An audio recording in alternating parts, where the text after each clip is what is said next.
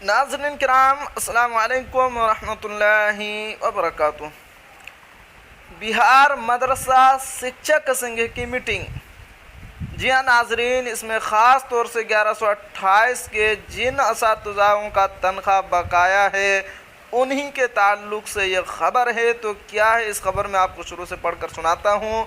मधुबनी बिहार मदरसा शिक्षक संघ मधुबनी ज़िला इकाई की मीटिंग हाफिज़ अब्दुल गफ्फार साहब की सदारत में मुनक़िद हुई, जिसमें मुत्तफ़िक़ा तौर पर यह फ़ैसला लिया गया कि पुराने मदारिस 1128 के तमाम टीचरों की बकाया तनख्वाह की अदायगी के सिलसिले में पे टिपिशन ज़िला एजुकेशन अफसर मधुबनी से रब्ता कायम कर जल्द करा लिया जाए।